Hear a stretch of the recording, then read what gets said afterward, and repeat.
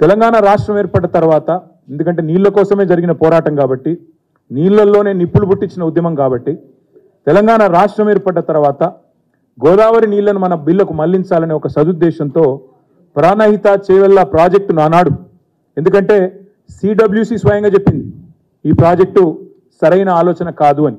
అందుకే కేసీఆర్ గారు నిపుణులతో, మేధావులతో, రిటైర్డ్ ఇంజనీర్లతో, సర్వీస్లో ఉన్న ఇంజనీర్లతో, అదేవిధంగా కేంద్ర ప్రభుత్వ రంగ సంస్థలతో అందరితో కూడా చర్చించిన తర్వాత వాటి నివేదికలు తీసుకున్న తర్వాతనే ఆనాడు గోదావరి నీళ్లను తెలంగాణ బిల్లుకు మళ్లించాలనే ఒక భగీరథ ప్రయత్నం ప్రారంభించినారు. అప్పటికే మహారాష్ట్ర చెప్తా ఉంది, అక్కడ బీజేపీ ప్రభుత్వం వచ్చింది.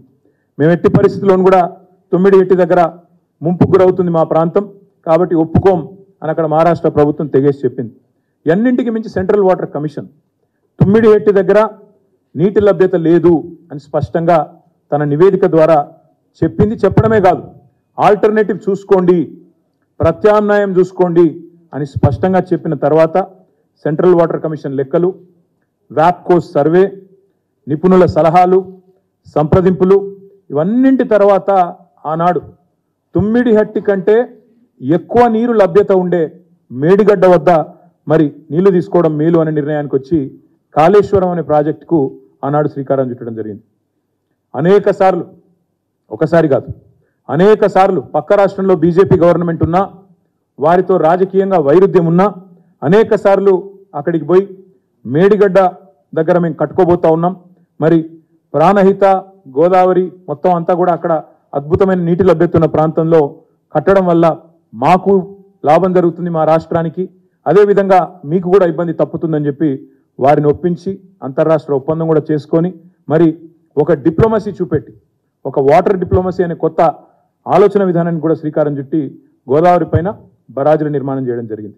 పక్క రాష్ట్రంతో పంచాయతీలు పెట్టుకొని అంతర్రాష్ట్ర ఇబ్బందులు, అంతర్రాష్ట్ర వివాదాలని చెప్పి ఉమ్మడి ఆంధ్రప్రదేశ్లో ప్రాజెక్టులు కట్టకుండా మరి ఆనాడు ఇబ్బంది పెడితే జల దౌత్యం నెరిపి మొత్తానికి అన్ని అనుమతులు కూడా సాధించి కాలంతో పోటీ పడుతూ కాళేశ్వరం ప్రాజెక్టు నిర్మించిన ఘనత గౌరవ పెద్దలు కేసీఆర్ గారిది. చాలామంది మిత్రులు మాట్లాడుతున్నారు ఈ మధ్యన, కాళేశ్వరం అంటే ఒక మేడిగడ్డ మాత్రమే అన్నట్టు, కాళేశ్వరం అంటే ఒక బరాజ్ మాత్రమే అన్నట్టు కొంతమంది తెలిసి తెలవక, తెలిసి కూడా కావాలని ప్రజల్ని తప్పుదోవ పట్టించడానికి కూడా మాట్లాడుతున్న పరిస్థితి. అసలు కాళేశ్వరం అంటే ఏమిటి అనేది రాష్ట్ర ప్రజలకు ఈరోజు చెప్పదలుచుకున్నాం. దాంతోపాటు తప్పకుండా రాష్ట్ర ప్రజలకు, అదేవిధంగా కొంతమంది తెలిసి తెలియక మాట్లాడుతున్న వాళ్ళకు కూడా సజీవంగా చూపెట్టాలన్న ఉద్దేశంతో మేము మేడిగడ్డకు కూడా బయలుదేరిపోబోతా ఉన్నాం. మరి పెద్దలు కేసీఆర్ గారు నల్లగొండ సభలో, బహిరంగ సభలోనే స్పష్టంగా చెప్పారు, మీరు పోవడం కాదు మేమే పోతాము నల్లగొండకి, మన మేడిగడ్డకి. మేడిగడ్డ మాత్రమే కాదు, అన్నారం పోతాము, సుందిల్ల పోతాము, మొత్తం కాళేశ్వరంలోని కాళేశ్వరం ప్రాజెక్టు యొక్క సమగ్ర స్వరూపాన్ని ప్రజలకు అర్థమయ్యేటట్టు వాళ్లకు సజీవంగా చూపెడతాము అనే మాట కూడా ఈ సందర్భంగా నేను విజ్ఞప్తి చేస్తా ఉన్నా. కాళేశ్వరం అంటే ఒక మేడిగడ్డ కాదు, కాళేశ్వరం అంటే 3 బరాజులు, కాళేశ్వరం అంటే 15 రిజర్వాయర్లు, కాళేశ్వరం అంటే 21 పంప్ హౌజులు, కాళేశ్వరం అంటే 203 కిలోమీటర్ల సొరంగాలు, 203 కిలోమీటర్స్ ఆఫ్ టనల్స్, కాళేశ్వరం అంటే 1531 కిలోమీటర్ల ప్రవాహ కాలువలు, కాళేశ్వరం అంటే 98 కిలోమీటర్ల ప్రెషర్ మెయిన్స్, 141 టీఎంసీల స్టోరేజ్ కెపాసిటీ, 240 టీఎంసీల వినియోగం. అంటే స్టోరేజ్ 141 టీఎంసీ అయితే యూటిలైజేషన్ 240 టీఎంసీలు. ఇవన్నిటి సమగ్ర సమాహారమే కాళేశ్వరం తప్ప ఒక బరాజ్ కాదు.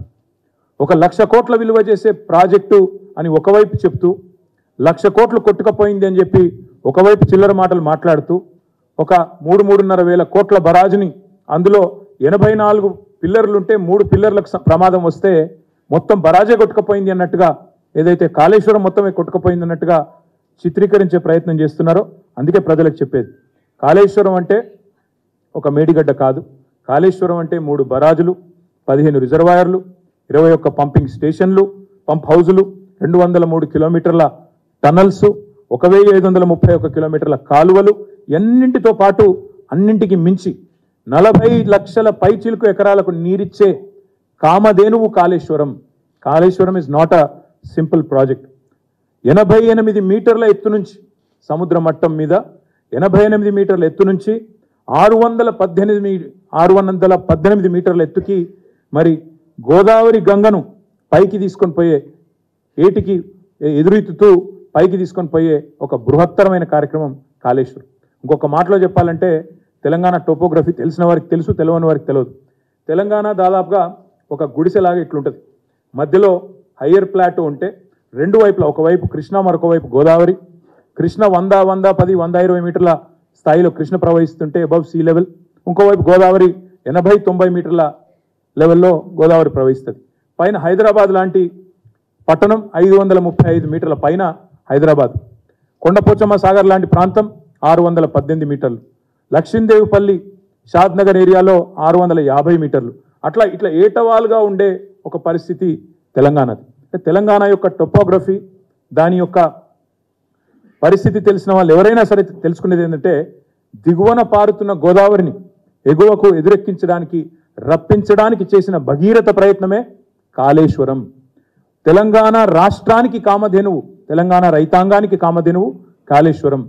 తెలంగాణను కరువు నుంచి కూడా గట్టెక్కించే కామధేనువు కాళేశ్వరం. తాగునీటికి, సాగునీటికి, దేనికి ఇబ్బంది లేకుండా చేసే అద్భుతమైన కామధేనువు కాళేశ్వరం. ఎన్నో కేసులు వేసినారు, ఈ ప్రాజెక్టు కాకుండా చేయాలి, కేసీఆర్కు మంచి పేరు వస్తుంది, తెలంగాణ దశాబ్దాలు పడ్డ కష్టం తీరిస్తే కేసీఆర్ శాశ్వతంగా ప్రజల గుండెల్లో మిగిలిపోతాడని చెప్పి ఎన్నో కేసులు వేసిన తర్వాత కూడా వాటన్నిటిని అధిగమించి, ఎన్నో రకాల ప్రయత్నాలు చేసినా వాటన్నిటిని అధిగమించి 400 పైచిలకు అనుమతులు సాధించి కేంద్ర ప్రభుత్వం ద్వారా, సిడబ్ల్యూసి కావచ్చు, ఫారెస్ట్ అండ్ ఎన్వైరన్మెంట్ మినిస్ట్రీ కావచ్చు, ఇంకా ఇతర శాఖలు కావచ్చు, గోదావరి గంగను మన పొలాల్లో ఉప్పొంగేలాగా చేసింది ఆనాడు కేసీఆర్ గారి నాయకత్వం, తెలంగాణ ఆనాటి ప్రభుత్వం. మీరు ఎత్తు మీద ఉన్నారు, మీకు నీళ్లు రావు అని చెప్పి దశాబ్దాల పాటు జరిగిన దగ ఏదైతే ఉందో, మోసం ఏదైతే ఉందో, దానికి చరమగీతం పాడుతూ దానికి ముగింపు పలికి గోదావరిలో మన వాటాను మనం తీసుకునే స్థాయికి కాళేశ్వరం ప్రాజెక్టుతో మన హక్కును మనం కాపాడుకున్న మన విషయాన్ని కూడా మన రాష్ట్ర రైతాంగానికి కూడా నేను విజ్ఞప్తి చేస్తా ఉన్నా. ఆనాడు ప్రాణహిత చేవల్ల అనే ఓ ప్రాజెక్టు తెలంగాణ ఉద్యమ దెబ్బకు జడిసి జలయజ్ఞంలో ఆదరబాదరగా పెట్టినారు. ప్రాణహిత నుంచి 9 నుంచి నీళ్లు తీసుకొస్తాం, హైదరాబాద్ పక్కనే ఉండే చేవెళ్లకు నీళ్లు తెస్తామని చెప్పి నమ్మబలికి ఆనాడు ఆదరబాదరగా ప్రాజెక్ట్ డిజైన్ చేశారు. చేస్తే 100 కిలోమీటర్ల, ఎక్కడ చేవెళ్ళ, ఎక్కడ 9 ఎక్కడ కాగజ్ నగర్, అక్కడి నుంచి ఇక్కడికి నీళ్లు తీసుకొచ్చే ప్రాజెక్టులో ఆనాడు మరి స్టోరేజ్ కాన్సెప్టే లేదు. అంటే వరద నీటిని తీసుకొని మళ్ళీ నింపుకోవాలి, వరద కాలం 90 రోజుల, 120 రోజుల, 3 నెలల, 4 నెలల వరద వర్షాకాలంలో వచ్చినప్పుడు దాన్ని తీసుకొని నిల్వ ఉంచుకోవాలనే కాన్సెప్టే లేకుండా కేవలం 100 కిలోమీటర్లు 9 నుంచి ప్రాణహిత నుంచి చేవెళ్ళకి తీసుకొచ్చే ఆనాటి ప్రాణహిత చేవెళ్ళ ప్రతిపాదనలో 16 టీఎంసీల సామర్థ్యం మాత్రమే, 16.4 టీఎంసీల రిజర్వాయర్లు మాత్రమే ఆనాడు పొందుపరచడం జరిగింది.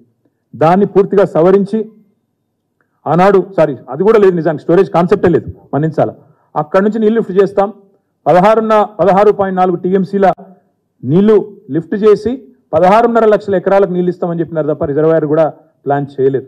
కానీ ఎప్పుడైతే కాళేశ్వరాన్ని ప్రతిపాదించడం జరిగిందో కేసీఆర్ గారు, ఆ కాళేశ్వరం ప్రాజెక్టు సమగ్ర స్వరూపమే మారి మేడిగడ్డ, అన్నారము, సుందిళ్ళ దగ్గర 3 బరాజులు, 141 టీఎంసీల సామర్థ్యం ఉన్న స్టోరేజ్ రిజర్వాయర్లు, వాటిని నీటిని లిఫ్ట్ చేయడానికి 88 మీటర్ల నుంచి 618 మీటర్లకు ప్రపంచంలోనే అతి పెద్దదైన లిఫ్ట్ ఇరిగేషన్ ప్రాజెక్టు కట్టాలి అంటే బాహుబలి మోటార్లు కూడా పెట్టి 139 మెగావాట్ల సామర్థ్యం ఉండే మోటార్లను కూడా పెట్టి ఒక జలధార, జీవధార తెలంగాణకు కాళేశ్వరాన్ని ఆనాడు కేసీఆర్ గారు కరువు అనేది మళ్ళీ తిరిగి మన వైపు చూడకుండా ఒక వరప్రధానిలాగా నిర్మించడం జరిగింది. కొత్త ఆయకట్టు, అదేవిధంగా స్థిరీకరించబడే ఆయకట్టు, స్టెబిలైజేషన్ అండ్ న్యూ ఆయకట్టు రెండు కలిపితే 40 లక్షల పైచిలుకు ఎకరాలకు నీళ్ళిచ్చే ఒక బృహత్తరమైన, తెలంగాణని సస్యశ్యామలం చేసే ఒక బృహత్తరమైన ఆలోచన కాళేశ్వరం. మరి దీన్ని కూడా కేవలం ఎప్పుడు చెప్తుంటారు పెద్దలు, ప్లాన్ ఏ ఉండాలి, ప్లాన్ బి ఉండాలి అని. అంటే ఒకవేళ ఒకటి విఫలమైనా నెక్స్ట్ ప్రత్యామ్నాయం కూడా ఉండాలని చెప్తారు.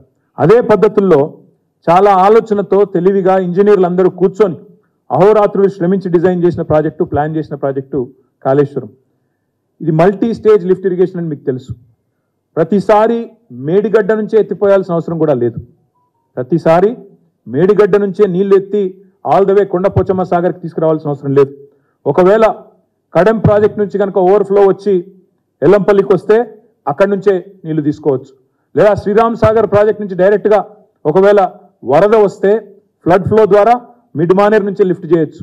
ఈ రెండూ జరగని పక్షంలో ఎప్పటికీ పెరీనియల్ సోర్స్గా కిందికి నీళ్లు పోతా ఉన్నాయి 88 మీటర్ల స్థాయి కాబట్టి అక్కడి నుంచి అవసరమైతే మరి మేడిగడ్డ నుంచి కూడా ఎత్తిపోసుకునే ఒక సౌలతు, ఒక సౌలభ్యం ఆనాడు ఈ ప్రాజెక్టులో ఇమిడి ఉన్నాయి. అంటే 3 రకాలుగా నీళ్లను లిఫ్ట్ చేసుకోవచ్చు. కడెం నుంచి ఓవర్ఫ్లో వస్తే ఎల్లంపల్లి నుంచి నీళ్ళు తీసుకోవచ్చు. లేదా ఎస్ఆర్ఎస్పి నుంచే ఓవర్ఫ్లో ఫ్లడ్ ఫ్లో ద్వారా వస్తే మిడ్మానేర్ నుంచే నీళ్ళు తీసుకోవచ్చు. ఈ రెండిట్లో కూడా కుదరకపోతే మేడిగడ్డ నుంచి కూడా లిఫ్ట్ చేసుకునే విధంగా ఇన్ని ఆల్టర్నేటివ్స్తో కాళేశ్వరం ప్రాజెక్ట్ని ఎలాంటి పరిస్థితుల్లో కూడా, అంటే అత్యంత దుర్భిక్ష కరువు పరిస్థితి ఉన్నా కూడా మనం ఎలాంటి ఇబ్బంది లేకుండా తెలంగాణ రైతాంగం ఇబ్బంది పడకూడదు, మంచినీటికి హైదరాబాద్ కూడా ఇబ్బంది పడకూడదన్న ఉద్దేశంతో కాళేశ్వరాన్ని పూర్తి స్థాయిలో ఆలోచనతో మనం నిర్మించుకోవడం జరిగింది.